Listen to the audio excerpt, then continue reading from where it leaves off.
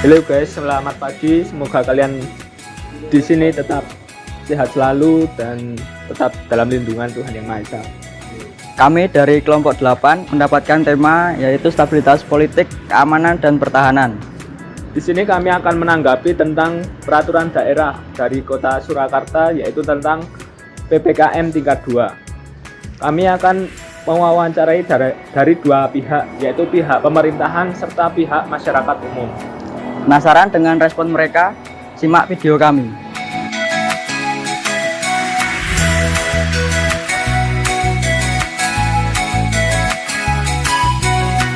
Kalau saya tuh di dalam segi kesehatan, masa PPKM dulu itu memang baik di dalam kesehatan loh. Untuk protokol, untuk jaga jarak itu memang harus dilaksanakan, ditaatilah gitu loh Mas. Tapi kalau di segi perekonomian itu sangat mempengaruhi sekali. PPKM level 2 itu ya kebijakan sebenarnya baik, tapi untuk pelaku ekonomi sangat berasa sekali. Sebenarnya intinya itu ini aja jangan terlalu ketat tapi tetap jaga prokes, itu yang utama itu.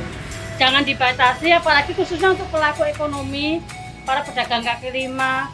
Itu mereka bisa kolaps kalau PPKM level 2 terus seperti itu.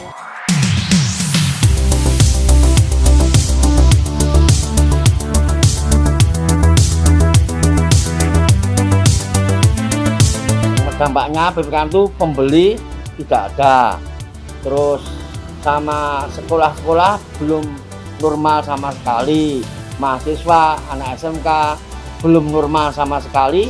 Maka dari itu ekonominya tidak bisa berputar gitu loh Mas. Ya kalau PPKM itu hari separuh, kalau normal itu bisa penuh gitu loh Mas. Gitu. Karena anak sekolah bisa belajar normal, masuk normal, tidak ada libur, itu mempengaruhi sekali di dalam jualan di depan kampus APMIKS ini Mas. Pasti sebagai pelaku usaha khususnya UMKM sangat berasa sekali, penghasilan menurun drastis. Jelas itu.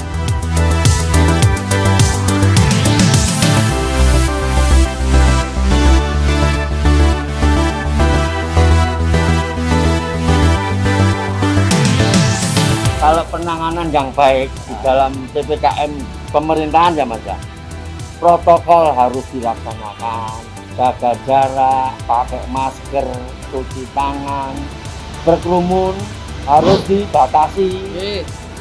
Terus yang tidak penting-penting seperti liburan, ke wisata, ke luar negeri, kalau bisa jangan liburan dulu, kita ngampet dulu lah, biar nggak ada penambahan COVID, biar nggak ada COVID varian baru lagi gitu loh Mas. Buat mengantisipasi yang pedagang-pedagang biar pas PPKM itu tetap bisa 100% penghasilannya atau lebih baik lah daripada sebelumnya. Itu Mas, caranya kita harus menawarkan nasi bungkus. Nah, itu kan tidak berkerumun. Terus ada yang ikut GoFood, barang itu kan itu jemput bola atau Mas, bola gitu. Nah itu kalau masa PPKM waktu dilaksanakan PPKM itu harus gitu, jadi tidak berkerumun gitu Mas. Kita bisa ngampet sih lah. Varian-varian yang baru tidak ada, nanti ekonomi Indonesia berputar lagi, anak-anak bisa masuk semua, tidak ada virus sama sekali. Saya mintanya gitu. Pembatasannya itu khususnya itu sebenarnya intinya kita harus menjaga prokes, yang paling utama itu. Terus pembatasannya juga jangan terlalu ketat karena kita harus melihat roda perekonomian kan harus tetap berjalan. Itu yang harus menjadi acuan untuk membuat kebijakan. Jadi ya kita buat utamanya aturan-aturan yang mengenai prokes saja, menjaga prokes gitu. Sebenarnya intinya itu kita awasi prokesnya. Terus untuk kelanjutannya apa yang Ibu harapkan dari pemerintah agar COVID ini cepat berlalu? Program vaksinasi segera diselesaikan, usahakan bisa 100%. Kemudian membantu khususnya pelaku usaha UMKM ya, yang dampaknya sangat luar biasa bagi kehidupan mereka. Terus untuk pendidikan tetap berjalan seperti biasa, yang penting prokes aja, dikurangi kapasitasnya. Terus sekolah-sekolah harus diawasi agar pihak sekolah itu menjaga prokes yang sangat ketat, karena anak-anak tentunya gak rawan kena COVID. Itu aja. Terima kasih.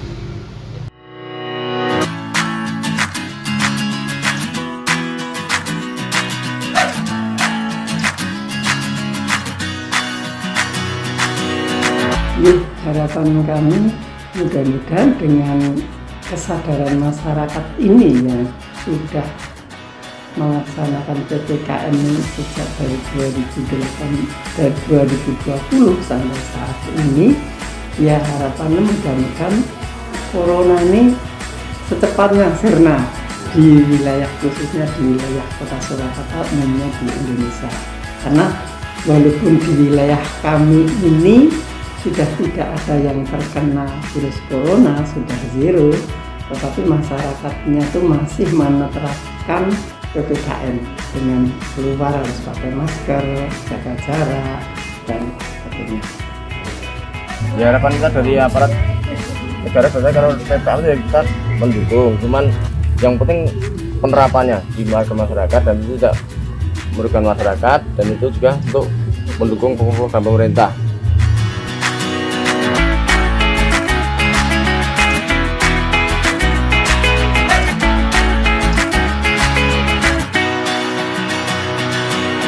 Kalau saya dulu waktu COVID pertama itu kan saya sama sekali nyun sewu nggih, kula mboten dodo sama sekali. Tapi alhamdulillah di rumah masih ada celengan. Saya terpaksa ya ambil celengan itu untuk makan, Mas. Ya gitu, tapi tidak ada pemasukan sama sekali. Ya saya terus dari itu tuh saya dungo biar virus tidak ada, biar cepat selesai, biar anak-anak bisa normal kembali sekolahnya, ekonomi bisa berputar kembali, Mas. Ini udah mulai normal? Alhamdulillah ini sudah mulai agak lumayan. Ya separuh lah, penghasilan separuh, alhamdulillah. Kita bersyukur saja, Mas. Juga.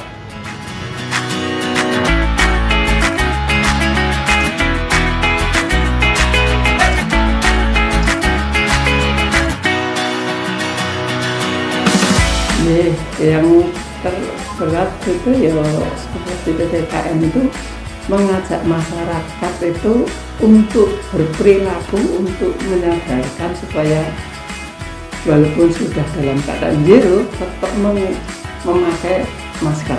Itulah yang utama. Yang utama itu yang mudah itu tetap walaupun aktivitas atau keluar rumah harus menggunakan masker.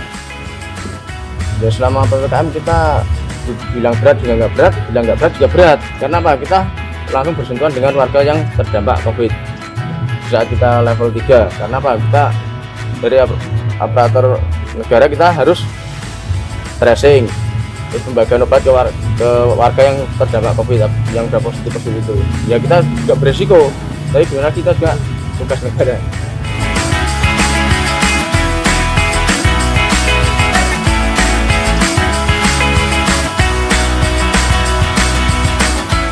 Oke teman-teman, setelah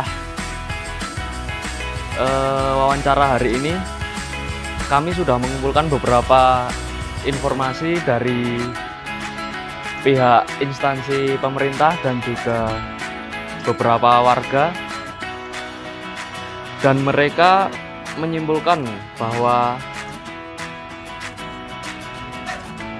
dengan adanya PPKM mereka ingin COVID ini segera mereda harapannya dan melakukan aktivitas seperti sedia kala.